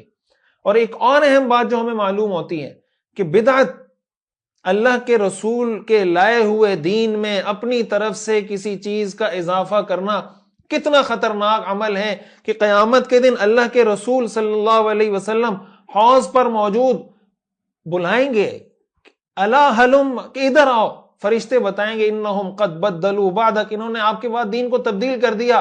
پھر حضور فرمائیں گے سحقن سحقن، کہ دور ہو جاؤ، دور ہو جاؤ۔ تو قیامت کے دن جس کو اللہ کے پیغمبر کہہ دیں کہ دور ہو جاؤ، تو کیا اس کی نجات کا پھر کوئی توقع کی جا سکتی ہے ایسے شخص کی؟ اس لیے بدعات سے بچنے کا اور سنت کا اہتمام کرنے کا ہر مسلمان کو اس کی بہت اہمیت بھی پتہ ہونی چاہیے۔ بہت سے لوگوں کو جب بدعت کے بارے میں کہا جاتا ہے تو وہ کہتے ہیں یار آپ کہتے ہیں یہ بدعت ہے، فلاں بدعت ہے، یہ کہاں سے تم لوگوں نے نکالا؟ بھئی اتنی بات تو طے ہے نا کہ بدعت کبیرہ گناہ ہے، اور حضور نے فرمایا کل محدثۃ بدعہ، کہ دین میں ایجاد کی ہوئی ہر نئی چیز بدعت ہے، وکل بدعۃ ضلالہ، اور ہر بدعت گمراہی ہے، وکل ضلالۃ فی النار، اور ہر گمراہی جہنم میں لے جانے والی۔ من احدث فی امرنا ھذا ما لیس منہ فہو رد، جس نے ہمارے دین میں کوئی ایسی نئی بات ایجاد کی جو دین کا حصہ نہیں، وہ رد ہے۔ تو کچھ تو ہے نا، کچھ تو حقیقت ہے۔ یہ آج ہمارا موضوع نہیں ہے کہ میں بدعت کی ڈیفینیشن، اس کی اقسام، ساری تفصیل بتاؤں، لیکن اتنی بات ہمیں ایز ایک کانسیپٹ کے طور پر کلیئر ہونی چاہیے کہ بدعات سے ہم نے اپنے آپ کو بچانا ہے، اور اس لیے بچانا ہے کہ بدعت اتنا بڑا گناہ ہے کہ قیامت کے دن اللہ کے رسول کی شفاعت سے محروم کر دینے والا گناہ ہے۔ اور آخری بات جو اس حدیث سے ہمیں سمجھ میں آتی ہے وہ یہ کہ رسول اللہ صلی اللہ علیہ وسلم کی ہمارے ساتھ محبت، کہ آپ ہمیں اپنا بھائی قرار دے رہے ہیں کہ میرے امتی جو میرے بعد آئیں گے وہ میرے بھائی ہیں۔ کیا ہم نے بھی بھائی بندی کا کوئی حق ادا کیا ہے؟ حضور تو ہمیں بھائی کہہ رہے ہیں، ہم نے بھی امتی ہونے کا کوئی حق ادا کیا ہے؟ اگر نہیں کیا تو آج سے عزم کیجیے۔ یہ سیرت کورس کا بنیادی مقصد یہ توجہ، یہ شعور پیدا کرنا، یہ احساس دل میں دوبارہ پیدا کرنا کہ ہم نے اپنے پیغمبر، اپنے آقا، اپنے سردار حضرت محمد صلی اللہ علیہ وسلم کے راستے پہ چلنا ہے، اور یہ اس وقت تک ممکن نہیں جب تک ہم ان کی سیرت کو نہیں پڑھتے۔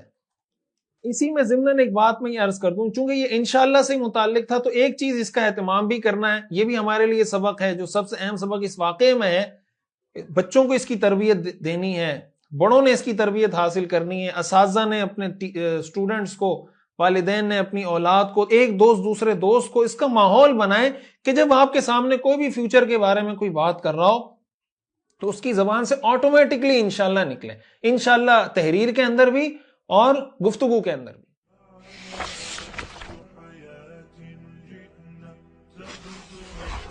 اسی کے ساتھ ایک بات یہاں میں یہ بھی ذکر کر دیتا ہوں کہ ہمارے یہاں انشاءاللہ کا جو لفظ لکھا جاتا ہے نا، یہ بڑا مسئلہ ہوتا ہے اور لوگ بہت زیادہ اس میں ٹینشن میں آ رہے ہوتے ہیں۔ انشاءاللہ اس طرح لکھا جاتا ہے کہ ان الگ لکھا جاتا ہے، شاء الگ لکھا جاتا ہے، اور اللہ الگ لکھا جاتا ہے عربی رسم الخط کے اندر۔ تو بعض لوگ اس کو ملا کے لکھ دیتے ہیں انشاءاللہ، یعنی الف نون شین الف حمزہ ایک ملا کے لکھ دیتے ہیں اور اللہ الگ لکھ دیتے ہیں۔ تو جو عربی کا صحیح رسم الخط ہے وہ یہی ہے کہ ان کو الگ لکھا جائے، شاء کو الگ لکھا جائے، اللہ کو الگ لکھا جائے، انشاءاللہ اس طرح لکھا جائے۔ لیکن اگر کوئی انشاءاللہ ملا کر لکھ لیتا ہے، یہ گرامر کا اصول ہے اس حساب سے، یعنی رول کی خلاف ورزی ہے۔ لیکن بعض لوگ اس کو کفر اسلام کا مسئلہ بنا دیتے ہیں کہ اگر آپ انشاءاللہ لکھیں گے تو اس کا مطلب تبدیل ہو جائے گا اور فلاں ہو جائے گا، اور خدا نخواستہ انشاءاللہ کا مطلب یہ ہوگا کہ گویا اللہ مخلوق ہے، وغیرہ وغیرہ عجیب عجیب چیزیں لوگ بنا رہے ہوتے ہیں۔ دیکھیں یہ جو رسم الخط ہوتا ہے نا، اس میں بہت یعنی توسع ہوتا ہے، اس میں بہت پھیلاؤ ہوتا ہے، بہت اس میں یعنی چیزیں اتنی اس کو انٹینس کر دینا، اتنا اس کو تنگ کر دینا چیزوں کو، کہ اگر آپ نے انشاءاللہ کو یوں لکھا اور ملا کے لکھ دیا تو آدمی کافر ہو جائے گا، یہ جناب آپ کا عقیدہ خراب ہو جائے گا۔ یہ ویسی فضول باتیں ہیں۔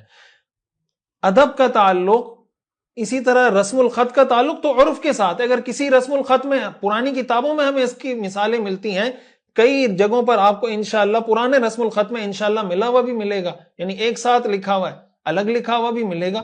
بہتر یہ ہے کہ اس کو الگ لکھا جائے، کہ اس کو کفر اسلام کا مسئلہ نہیں بنانا چاہیے۔ بھائی کوئی انشاءاللہ الگ لکھ دے تب بھی ٹھیک ہے، ملا کے لکھ دے تب بھی ٹھیک ہے۔ ہاں آپ اس کو یہ کہہ سکتے ہیں کہ اگر الگ لکھ دیں تو اچھی بات۔ یہ رسم الخط کا مسئلہ ہے، ایمان اور کفر کا مسئلہ نہیں ہے۔ اس چیز کو اچھے طریقے سے سمجھنا چاہیے۔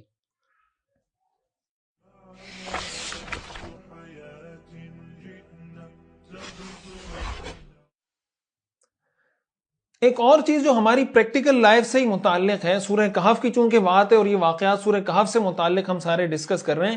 سورہ کہف کے بارے میں حدیث میں آتا ہے، صحیح مسلم کی حدیث ہے، رسول اللہ صلی اللہ علیہ وسلم نے ارشاد فرمایا، من حفظ 10 آیات من اول سورۃ الکہف عصم من الدجال۔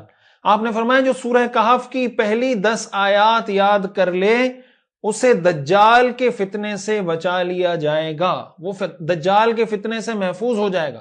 اور صحیح مسلم کی اس سے جو اگلی روایت ہے اس میں آخری 10 آیات کا ذکر ہے کہ جو سورہ کہف کی آخری 10 آیات یاد کر لے اس کو دجال کے فتنے سے محفوظ کر لیا جائے گا۔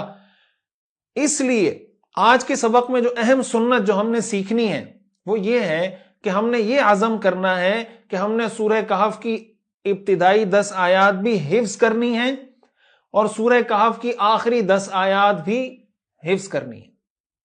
میں دوبارہ ریپیٹ کر رہا ہوں، ہمارے سیرت کورس سننے والے تمام لوگوں نے اس چیز کی نیت کرنی ہے کہ ہم نے سورہ کہف کی ابتدائی 10 آیات بھی حفظ کرنی ہے اور سورہ کہف کی آخری 10 آیات بھی حفظ کرنی ہے۔ اور جب یہ کر لیں کمال یہ کہ پوری سورہ کہف کو حفظ کر لیں، پوری سورہ کہف حفظ کر لیں تو سبحان اللہ.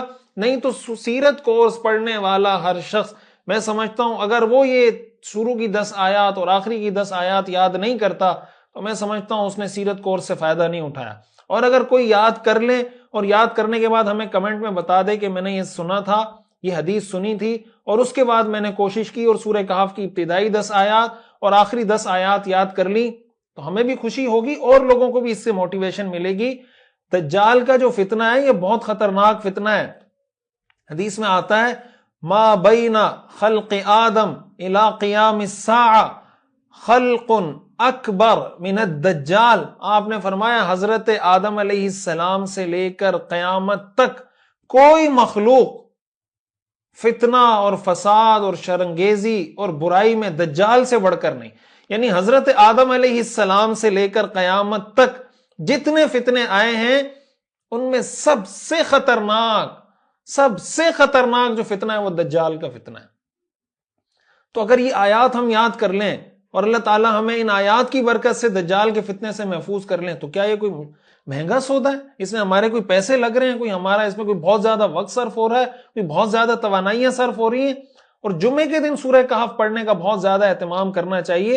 حدیث میں آتا ہے من قرأ سورۃ الکہف فی یوم الجمعہ جمعہ اضاء لہ النور ما بین الجمعتین. جو آدمی سورہ کہف جمعے کے دن پڑھ لیتا ہے 2 جمعوں کے درمیان اس کے لیے نور روشن کر دیا جاتا ہے، اس کے لیے نور پھیلا دیا جاتا ہے. تو اس کا بھی اہتمام کرنا چاہیے جمعے کے دن سورہ کہف پڑھنے کا. اور آج کے دور میں یہ سمجھتا ہوں، میں کئی بیانات میں یہ بات کرتا رہتا ہوں کہ آج کے دور میں سورہ کہف کو پڑھنا، اس کا ترجمہ پڑھنا، اس کی تفسیر کو پڑھنا اور آج کے دور کے ساتھ اس کی تطبیق، اس کی امپلیمنٹیشن کو سمجھنا آج کے دور میں سمجھتا ہوں ہر مسلمان کے لیے ضروری ہے. اور ہمیں کبھی موقع ملے گا تو انشاءاللہ میں یہ کوشش کروں گا کہ سورہ کہف میں الگ ایک کورس کرواؤں. علامہ سید ابو الحسن علی ندوی رحمۃ اللہ علیہ نے عربی میں اس پر ایک کتاب لکھی ہے، الاسلام بین الروح والمادیہ، اس طرح کی کوئی کتاب ہے عربی میں، اس کا ٹائٹل یہاں پہ لگا دوں گا. سورہ کہف کی روشنی میں انہوں نے یہ کتاب لکھی ہے. جو علماء ہیں میں ان سے یہ گزارش کروں گا کہ آپ اس کتاب کا مطالعہ بھی ضرور کریں. اور میں سب سے یہ گزارش کروں گا کہ سورہ کہف کا ترجمہ، تفسیر، اس کی تلاوت، اس کا بہت زیادہ اہتمام کریں. آج کے دور کے اندر بہت سی چیزیں اس سے متعلق ہیں اور ہمارے آج کے بہت سارے مسائل کا حل اس کے اندر موجود ہے.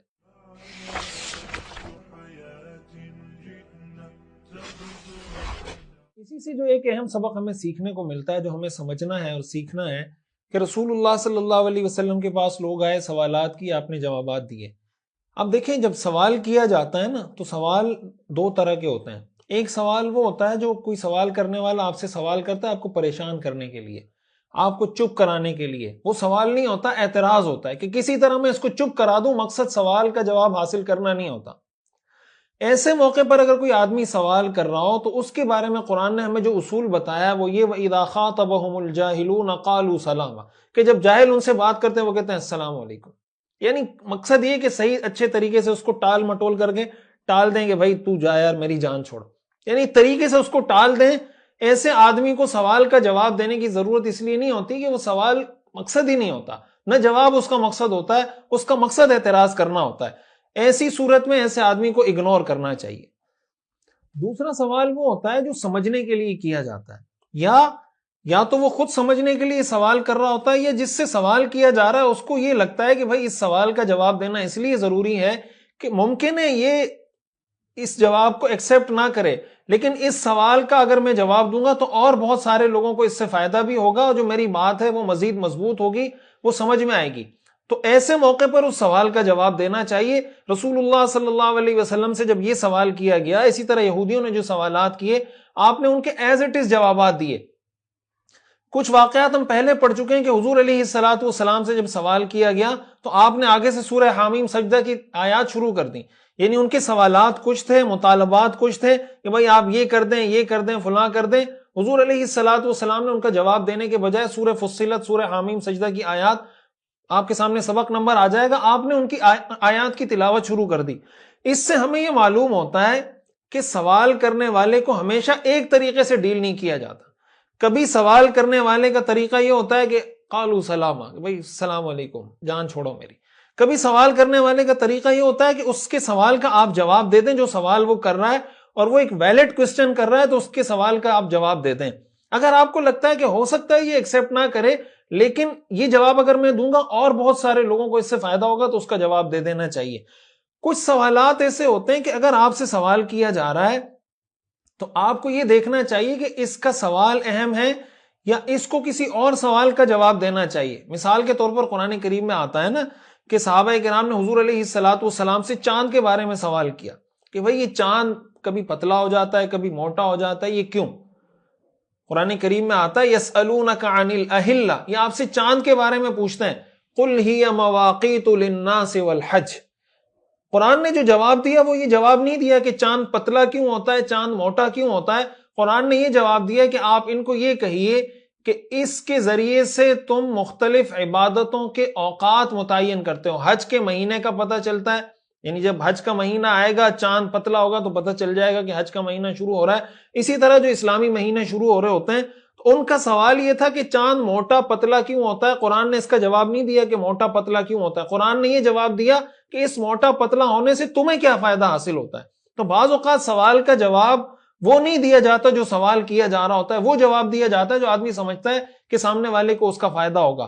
تو اس لیے جو میں کمیونیکیشن سکلز پر پہلے بھی بات کر چکا ہوں، یہ بنیادی طور پر اسی سے متعلق ہے کہ جب آپ سے کوئی سوال کیا جا رہا ہے تو آپ کو یہ پتا ہونا چاہیے، آپ کا دماغ، آنکھیں، کان کھلے ہونے چاہیے کہ اب اس موقع پر میں نے سوال کا کیا جواب دینا ہے۔ اسی طرح بعض اوقات سوال کا جواب یہ نہیں ہوتا کہ آپ سوال کا جواب دیں، بعض اوقات سوال کا جواب یہ ہوتا ہے کہ آپ اس سوال کے اوپر کوئی سوال کریں۔ سوال کے اوپر سوال جب کیا جاتا ہے تو اس کا سوال واضح ہو جاتا ہے کہ بھئی آپ پوچھنا کیا چاہتے ہیں۔ بہرحال یہ ایک تفصیلی موضوع ہے، لیکن جب بھی کوئی اگر ٹیچر ہے اس سے اسٹوڈنٹ سوال کر رہا ہے، یہ میں اس لیے بتا رہا ہوں کہ اس کا تعلق کسی ایک آدمی سے نہیں ہے، ہر آدمی سے سوال ہوتا ہے۔ مثال کے طور پر آپ کے بچے ہیں، آپ کا بیٹا ہے، آپ کی بیٹی ہے، وہ آپ سے کوئی سوال کرتا ہے، تو آپ کو یہ پتا ہونا چاہیے کہ اس سوال کا جواب میں نے کیسے دینا ہے، اس سوال کا جواب دینا ہے یا نہیں دینا، یا اس کے اس سوال کا میں نے کیا جواب دینا ہے، یا اس کے اس سوال پہ میں نے اس سے کوئی سوال کرنا ہے۔ یہ اولاد کی تربیت کا حصہ ہے، اور یہ ہمیں سیرت سے سیکھنے کو ملتا ہے کہ آپ علیہ الصلوۃ والسلام نے کس موقع پر کس سوال کا کیا جواب دیا۔ اب یہ پتہ کیسے چلے گا کہ بھائی سامنے والا سوال کس طرح کر رہا ہے؟ یہ آپ کا ظاہر ہے، اللہ نے آپ کو عقل دی ہے، اس عقل کو استعمال کریں، ماحول کو دیکھیں، اس کے طرز عمل کو دیکھیں، گفتگو کے انداز کو دیکھیں، اس کے بیہیویئر کو دیکھیں، اس سے آدمی کو خود بخود اندازہ ہو جاتا ہے، تجربہ ہو جاتا ہے کہ بھئی کس حوالے سے سوال کر رہا ہے۔ اب اس میں دو چیزیں بڑی اہم ہیں، ایک تو سوال کرنے والے کے لیے، ایک جس سے سوال کیا جا رہا ہے اس سے۔ سوال کرنے والے کو اس بات کا پتہ ہونا چاہیے کہ بلا وجہ کے فضول قسم کے سوالات نہیں کرنے چاہیے۔ قرآن کریم میں اللہ تعالیٰ نے اس سے منع کیا ہے، یا ایھا الذین آمنوا لا تسألوا عن اشیاء ان تبد لکم تسؤکم، کہ اے ایمان والوں ان چیزوں کے بارے میں سوال مت کرو کہ اگر تمہارے سامنے وہ کھول کھول کر بیان کر دی جائیں تو تمہیں بری لگیں۔ وَإِن تَسْأَلُوا عَنْهَا حِينَ يُنَزَّلُ الْقُرْآنُ تُبْدَ لَكُمْ، اور اگر قرآن نازل ہوتے وقت سوالات کرو گے تو وہ کھول کر بتا بھی دی جائیں گی۔ عَفَى اللَّهُ عَنْ، جو پہلے کر چکے اللہ نے معاف کر دیا۔ حدیث میں آتا ہے کہ جب یہ آیات نازل ہوئی نا کہ اللہ تعالیٰ نے تم پر حج فرض کر دیا، وَلِلَّهِ عَلَى النَّاسِ حِجُّ الْبَيْتِ مَنِ اسْتَطَاعَ إِلَيْهِ سَبِيلًا، تو صحابہ نے پوچھا کہ یا رسول اللہ کیا حج ہر سال فرض ہے؟ آپ خاموش رہے۔ پھر لوگوں نے سوال کیا کیا ہر سال فرض ہے؟ آپ نے فرمایا نہیں، اور پھر آپ نے فرمایا اگر میں ہاں کہہ دیتا تو ہر سال تم پہ فرض ہو جاتا۔ بھائی جب میں نے وضاحت نہیں کی کہ حج ہر سال فرض ہوتا ہے یا ہر سال فرض نہیں ہوتا تو وضاحت کی ضرورت کیا ہے؟ بس ایک دفعہ کر لو، پورا ہو جائے گا۔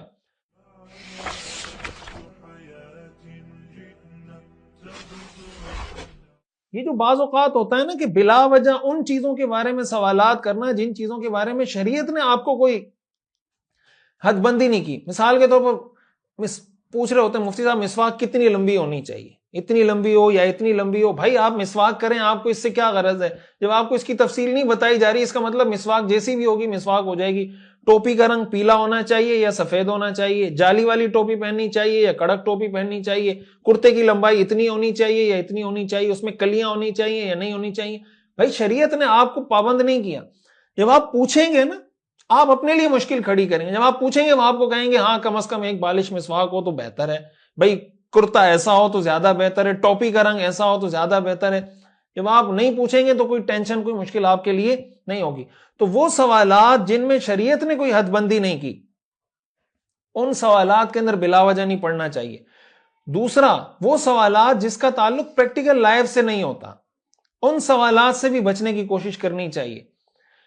تیسرے نمبر پر وہ سوالات جن کے بارے میں آپ کو لگتا ہے کہ یار یہ کچھ ایسے سوالات ہیں کہ جس کا پریکٹیکل لائف سے کوئی تعلق بھی نہیں، اور اگر ان سوالوں کے جواب آئیں گے تو امت میں اختلاف، انتشار اور جواب الجواب یہ سلسلہ شروع ہو جائے گا کہ پھر وہ اس کا جواب دے گا۔ ایسے سوالات اگر وہ پریکٹیکل چیزوں سے متعلق نہیں ہے، ایک تو یہ کہ کوئی حقیقی سوال ہے، مثلا عقیدہ توحید پہ کوئی سوال کرتا ہے اور آپ عقیدہ توحید کو بیان کرتے ہیں تو مشرکین کو اس سے جناب چڑ ہوتی ہے، اس کی بات نہیں کر رہا۔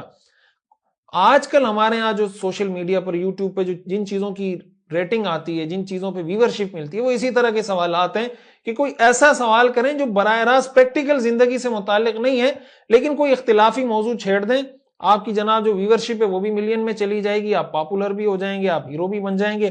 اور پازیٹیو کام کرنا جس میں اس طرح کی کوئی چھیڑ خانی نہ ہو، لوگ کہتے ہیں یار یہ تو روٹین کی چیزیں، کوئی نئی چیز مارکیٹ کے اندر لے کر آؤ۔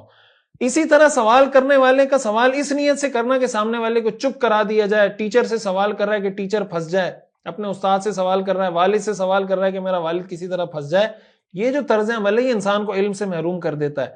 تو کچھ اخلاقیات وہ ہیں جس کا تعلق سوال کرنے والے سے، ایسا نہیں ہے کہ ہر سوال کا آپ جواب دیتے چلے جائیں۔ حضرت عمر رضی اللہ تعالیٰ عنہ کے بارے میں آتا ہے نا کہ ایک مرتبہ کسی سفر میں جا رہے تھے، حضرت عمرو بن العاص بھی ساتھ تھے رضی اللہ تعالیٰ عنہ۔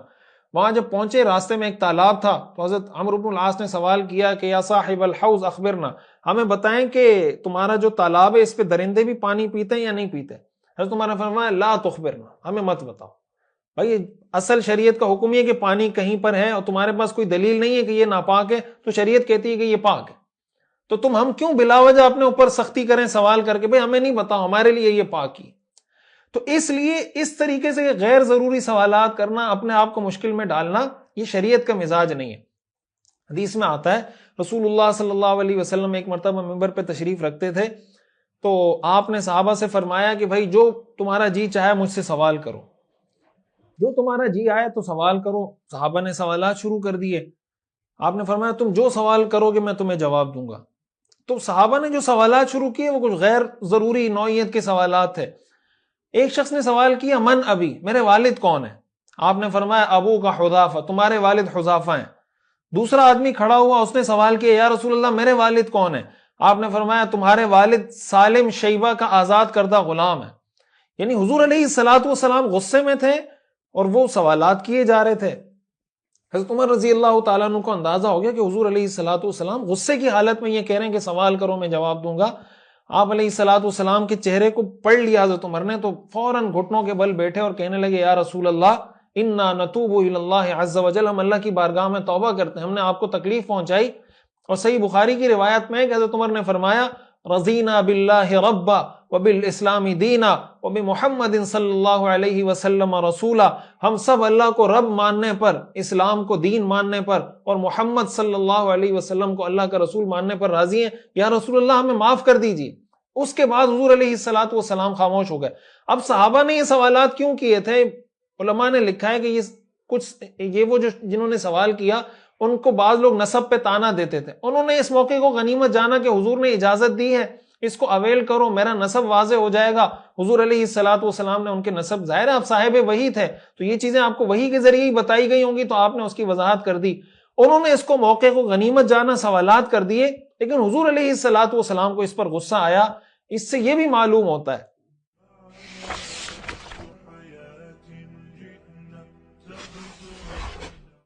کہ اگر کوئی کسی سے غیر ضروری سوال کرتا ہے اور اس غیر ضروری سوال پر اس کو غصہ آ جاتا ہے، تو یہ غصہ آنا بزرگی کے بھی خلاف نہیں ہے، نیک ہونے کے بھی خلاف نہیں ہے، اچھا انسان ہونے کے بھی خلاف نہیں ہے۔ بھائی جب آپ کسی سے غیر ضروری سوالات کریں گے تو اس کو غصہ آئے گا، یہ انسان کی فطرت ہے۔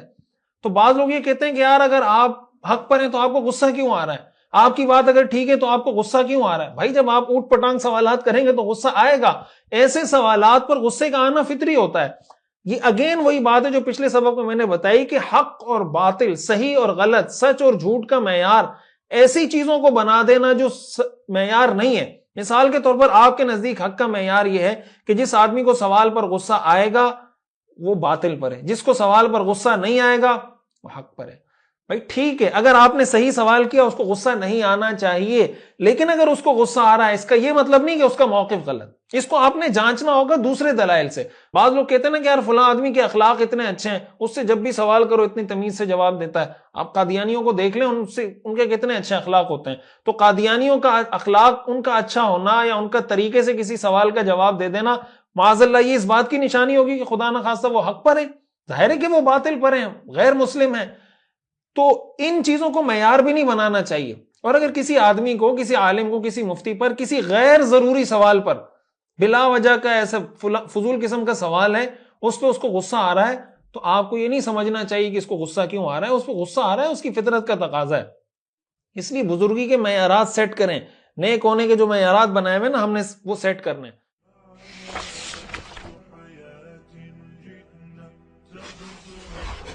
اور ایک بات میں اس موقع پر علماء سے، جو ٹیچرز ہیں، جو والدین ہیں، ان سے خصوصاً علماء سے کرنا چاہوں گا کہ دیکھیں، آپ سے اگر کوئی سوال کرتا ہے نا، آج سوشل میڈیا کا دور ہے اور سوشل میڈیا پہ ہزاروں چیزیں لوگوں کے سامنے آ رہی ہیں۔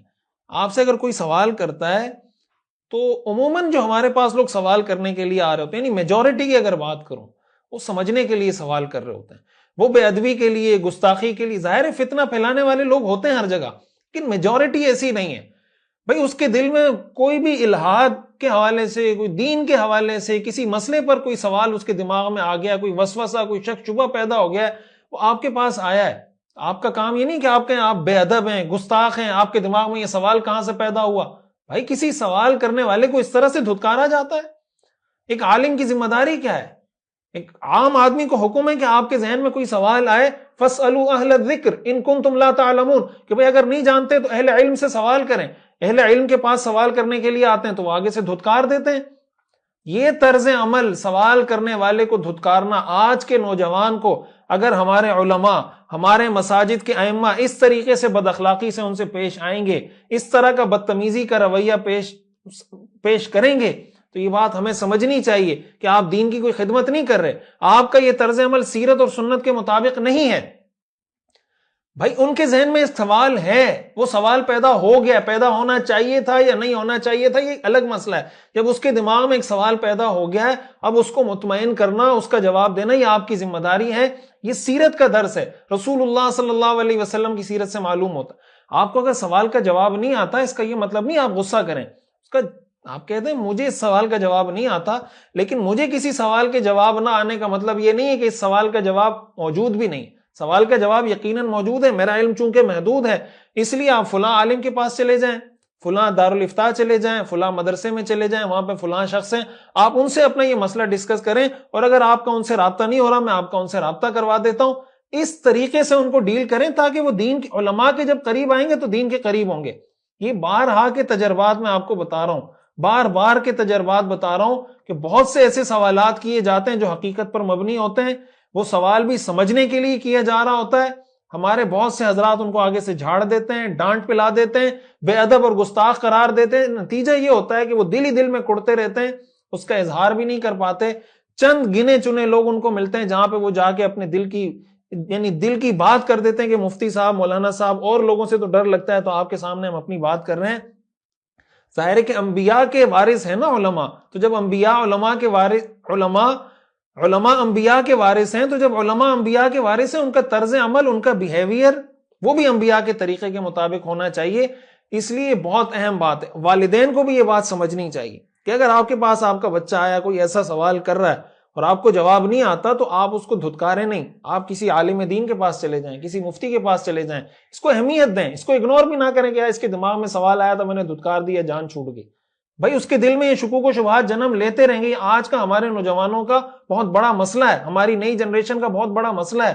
سوشل میڈیا پہ وہ ساری چیزیں دیکھ رہے ہیں، کنفیوز ہو رہے ہوتے ہیں، والدین کے پاس آتے ہیں وہ دھتکارتے ہیں، ٹیچر کے پاس جاتے ہیں وہ دھتکارتے ہیں، امام صاحب کے پاس جاتے ہیں وہ دھتکارتے ہیں۔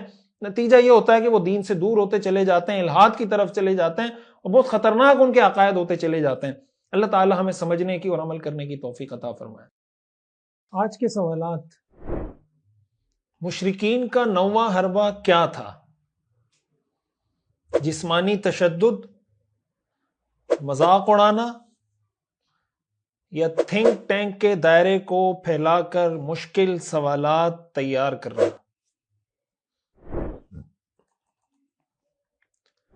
مکہ مکرمہ سے یہودیوں کے پاس مشورے کے لیے کون کون گیا تھا؟